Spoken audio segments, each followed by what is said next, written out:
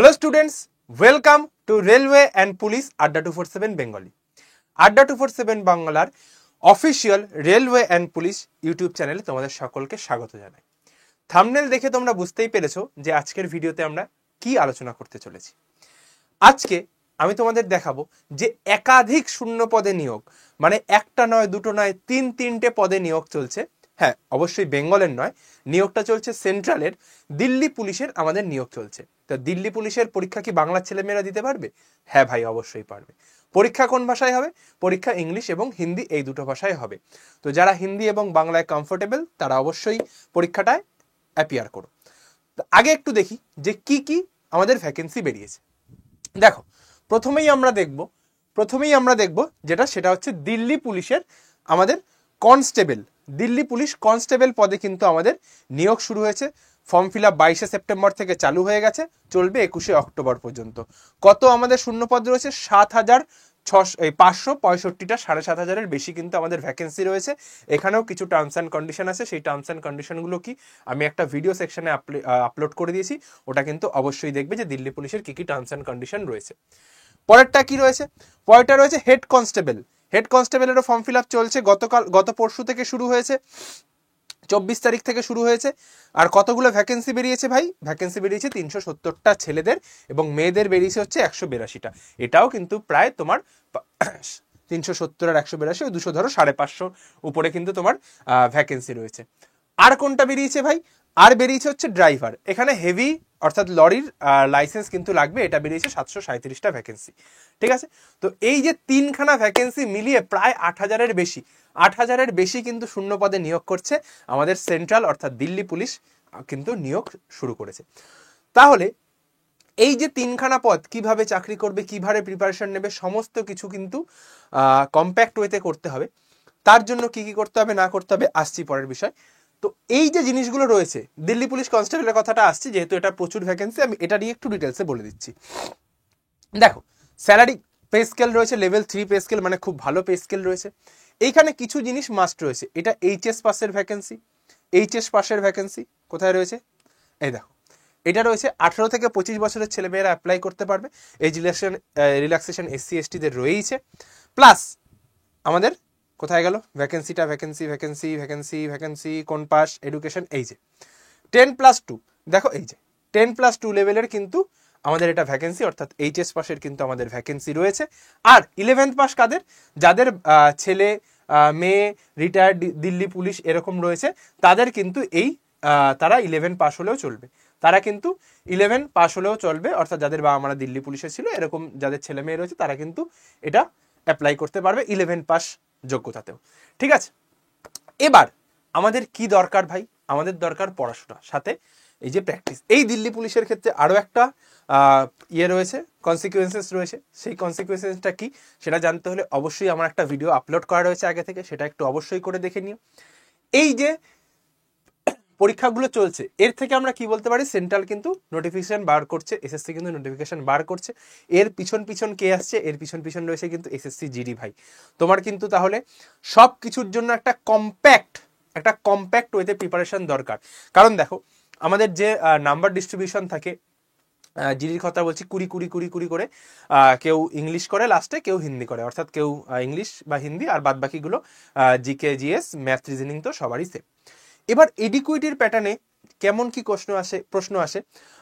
কোথাও অঙ্ক কঠিন, কোথাও রিজনিং কঠিন, কোথাও জিকে কঠিন, কোথাও ইংলিশ কঠিন, মানে এরকমভাবে কিন্তু প্যাটার্ন আসছে। মানে কোনো শিফটে ধরো অঙ্কটা একদম লো লেভেলের, কোনো শিফটে রিজনিংটা একদম লো লেভেলের, এরকমভাবে কোয়েশ্চেন আসে। আমি তোমাকে একটা এক্সাম্পল দিই ভাই। দেখো, আমার কোয়েশ্চেন এসেছিল, আমি তোমাকে দেখাই। আমি এসএসসি সিজিএল এর একটা কোয়েশ্চেন বলছি। আমাকে ডিরেক্ট দিল্লির একটা অ্যাড্রেস লিখে দিল, বললো যে নিচের কোনটি হুবহু কমন। লাস্টে শুধু এরকম দিল, সব পুরো সেম অ্যাড্রেস, দিল্লি, পাঞ্জাব, হরিয়ানা, আর একটা কি বেশ যেন ছিল, দিয়ে শুধু জাস্ট পিন, এই যা দিয়েছে পিনকোড টোন সব সেম, শুধু এই 4টে নাম চেঞ্জ করে দিয়ে বললো উপরে যে অ্যাড্রেসটা রয়েছে নিচে কোনটি হুবহু কমন। এই ছিল রিজনিং। ভাবো, সিজিএল এর রিজনিং। আর একটা কি কোশ্চেন দিয়েছে ভাই?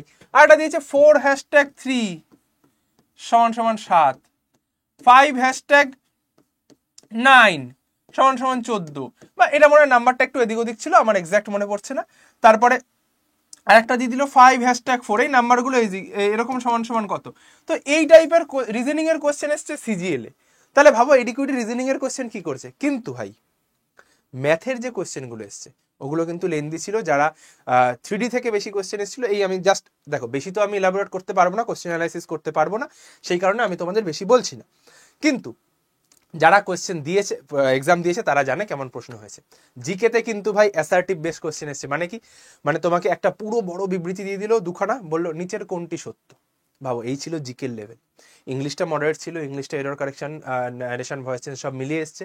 তো সিজিএল লেভেলে কিন্তু এরকম টাইপের কোশ্চেন এসছে। তাহলে ভাবো যে এসএসসি জিডি বা দিল্লি পুলিশ কনস্টেবল যারা দেবে সেই লেভেলে কেমন কোশ্চেন আসবে। তাহলে এই পরীক্ষা যদি তোমাকে পাশ করতে হয় ভাই, এই পরীক্ষা যদি তোমাকে পাশ করতে হয় ভাই, তাহলে তোমাকে কি করতে হবে, তোমাকে হার্ড কোর অর্থাৎ সুন্দরভাবে কম্প্যাক্ট হইতে সাজানোভাবে তোমাকে পড়াশোনা করতে হবে। সেই পড়াশোনা কোথায় হচ্ছে ভাই, সেই পড়াশোনা হচ্ছে আমাদের সীমান্তরক্ষী ব্যাচে। বারবার বলছি, সীমান্তরক্ষী ব্যাচের দাম কিন্তু আবার বেড়ে যাবে। কত কি রয়েছে এই ব্যাচে সমস্ত কিছু একটু আলোচনা করে দিই। 119 ঘন্টার লাইভ ক্লাস রয়েছে, 218টা মক টেস্ট রয়েছে, 3টে ইবুক রয়েছে যেখানে Vande Bharat reasoning, math, GK, GS, এই 3টে ইবুক, আর একটা কার্তুজ হাত কপি বই যেটা তোমার বাড়িতে চলে যাবে। ওখান থেকে তুমি এমসিকিউ প্র্যাকটিস করতে পারবে। আর কি থাকবে ভাই, বেস্ট ফ্যাকাল্টিস আমাদের ইংলিশ, ম্যাথ, ফিজিক্স, কেমিস্ট্রি সবার জন্য আলাদা আলাদা ফ্যাকাল্টিরা তোমাদের ক্লাস দেবে। দাম কত পড়বে ভাই, দাম 1099 না ভাই, আরো কমে যাবে। এখানটায় গিয়ে তুমি এন্টার কুপন কোডে গিয়ে তুমি এখানটায় অ্যাপ্লাই করো Y1034, এখানটায় তুমি অ্যাপ্লাই করবে, জাস্ট এ মিনিট, এখানে তুমি অ্যাপ্লাই করবে Y10 দিয়ে অ্যাপ্লাই করে দাও। তোমার দাম পড়বে 1071। এটা যদি ফোন থেকে পারচেস করতে চাও 1057 টাকা তোমার দাম পড়বে। ঠিক আছে, অ্যাড্রেসও ফিল করবে, ভ্যালিডিটি রয়েছে 12 মাসে। 17ই নভেম্বর থেকে কিন্তু ক্লাস শুরু হয়ে যাবে। যারা যারা ব্যাচটা নিতে চাও, ঠিক আছে, দারুণভাবে প্র্যাকটিস হবে জিডির জন্য। আগে থেকে প্রিপেয়ার থাকতে এই সীমান্তরক্ষী ব্যাচে কিন্তু অবশ্যই তোমাকে ভর্তি হতে হবে ভাই। কোন নাম্বারে ফোন করবো স্যার অ্যাডমিশনের জন্য? 8167330413, এই নাম্বারটায় ডিরেক্ট তুমি আমাকে কল করো। আমি তোমাকে সম্পূর্ণরূপে গাইডেন্স দিয়ে দেবো। ঠিক আছে, তাহলে যারা মনে করছো যে দেখো এসএসসি যখন ভ্যাকেন্সি বার করা শুরু করছে পরপর সব চলবে। হ্যাঁ, ভেন্ডার চেঞ্জ হয়েছে, হয়তো বিভিন্ন কনসিকুয়েন্সেস, সেন্টার খারাপ, এই খারাপ সেই খারাপ, তার মধ্যে দিয়ে পরীক্ষা দিতে হবে, কিন্তু পরীক্ষা কিন্তু হবেই ভাই, পরীক্ষা কিন্তু হবেই। তো এইটা মাথায় রেখে পড়াশোনা কিন্তু শুরু করে দাও। ব্যাচের সিট আসন সংখ্যাও কিন্তু সীমিত রয়েছে। তাহলে আর বেশি দেরি করো না, ব্যাচে যত তাড়াতাড়ি সম্ভব ভর্তি হয়ে যাও। জানি সামনে পুজো, অনেকের অনেক রকম কথা রয়েছে, কিন্তু আমি বলবো ভাই, ওই যে নিজের খাওয়া দাওয়া বা একটা জামা কম কিনে একটু যদি সঞ্চয় করে ব্যাচটাতে ভর্তি হতে পারো ভাই, তাহলে কিন্তু তোমার ভবিষ্যৎ কিন্তু অনেকটা উজ্জ্বল, এবং নিজের বাবা মায়ের জন্য কিন্তু একটা দারুণ ফিউচার অপেক্ষা করে রয়েছে। কারণ তুমি একটুখানি হয়তো 1 বছর একটা জামা কম পড়বে, কিন্তু পরের বছর যখন তোমার জিডিতে সিলেকশন হয়ে যাবে, তুমি যখন পুজোতে হয়তো থাকতেও পারবে না, ট্রেনিংয়ে তোমাকে যদি ডেকে নিয়ে চলে যায়, সেটা কিন্তু তোমার কাছে সব থেকে বেশি আনন্দের হবে ভাই। তো এই জিনিসটা মাথায় রেখে যদি ভর্তি হতে চাও অবশ্যই ভর্তি হও। এই নাম্বারটায় আমাকে কল করো, কারণ ভ্যাকেন্সি কিন্তু বারবার বলছি, জিডিতেও কিন্তু প্রায় 30,000-এর কাছাকাছি ভ্যাকেন্সি আসতে চলেছে, বেশিও হতে পারে কম হতে পারে, আমি নিয়ার অ্যাবাউট বললাম। ঠিক আছে, তো সেই কথাটা মাথায় রেখে আজই প্রস্তুতি শুরু করো সীমান্তরক্ষী ব্যাচের সাথে। তাহলে আর বেশি ভিডিওটা বড় করব না। সকলের পুজো ভালো কাটুক, সকলকে শারদীয়ার প্রীতি শুভেচ্ছা ও আন্তরিক অভিনন্দন। নিজে ভালো থেকো, ভাই বোনেদের, বাবা মাদের সকলকে ভালো রেখো, সুস্থ থেকো, সকলকে সাথে নিয়ে এগিয়ে চলো।